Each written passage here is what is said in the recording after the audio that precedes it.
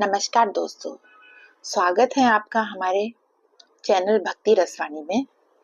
दोस्तों, भाद्रपद मास की शुक्ल पक्ष की तृतीया को हरतालिका तीज का त्योहार मनाया जाता है। इस दिन सुहागन महिलाएं पति की लंबी उम्र के लिए व्रत रखती हैं।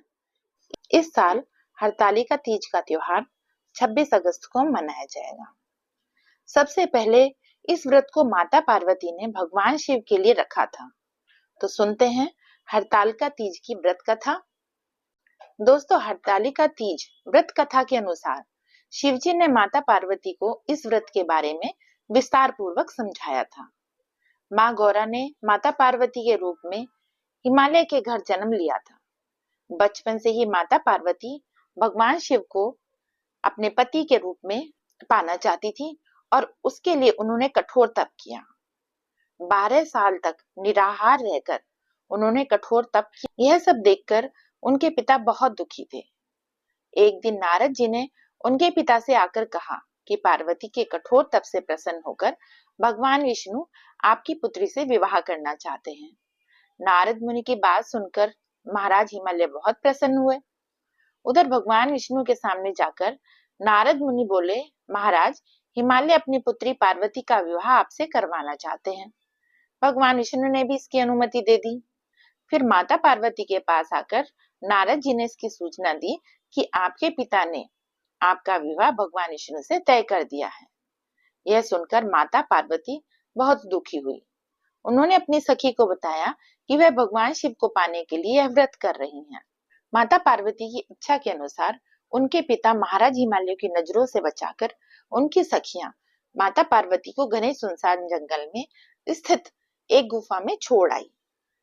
यहाँ रहकर उन्होंने भगवान शिव को पति के रूप में पाने के लिए कठोर तप शुरू कर दिया, जिसके लिए उन्होंने रेत पर एक शिवलिंग की स्थापना की। संयोग से हस्त नक्षत्र में भाद्रपद शुक्ल तृतीया का पहला दिन था जब माता पार्वती ने शिवलिंग की स्थापना की थी। इस दिन निर्जला उपवास रखते हुए उन्होंने रात्रि में जागरण भी किया था। उनके कठोर तप से भगवान शिव प्रसन्न हुए और माता पार्वती को उनकी मनोकामना पूर्ण होने का वरदान दिया। अगले दिन अपनी सखी के साथ माता पार्वती ने व्रत का पारण किया और समस्त पूजा सामग्री को गंगा नदी में प्रवाहित कर दिया। उधर माता पार्वती के पिता भगवान विष्णु को अपनी बेटी से विवाह करने का वचन दिए जाने के बाद पुत्री के घर छोड़ देने से व्याकुल थे। वह माता पार्वती को ढूंढते ढूंढते उस स्थान तक जहां पहुंचे जहां माता पार्वती थी। इसके बाद माता पार्वती ने उन्हें अपने घर छोड़ने का कारण बताया और भगवान शिव से विवाह करने का अपना संकल्प भी बताया और तथा भगवान शिव द्वारा मिले वरदान के बारे में भी बताया। इसके बाद माता पार्वती के पिता हिमालय ने भगवान विष्णु से माफी मांगी और वे भगवान शिव के साथ माता पार्वती के विवाह के लिए राजी हो गए। कुछ समय बाद उन्होंने माता पार्वती का विवाह भगवान शिव के साथ पूरे विधि विधान पूर्वक करवा दिया। मान्यता है कि इस दिन जो महिलाएं विधि विधान पूर्वक और पूर्ण निष्ठा के साथ इस व्रत को करती हैं, वे मनचाहा वर प्राप्त करती हैं। साथ ही यह पर्व दाम्पत्य जीवन में खुशी बरकरार रखने के उद्देश्य से भी मनाया जाता है। तो दोस्तों, यह थी हरतालिका तीज की व्रत कथा। आपको पसंद आई है तो हमारे चैनल को जरूर सब्सक्राइब करिएगा। धन्यवाद।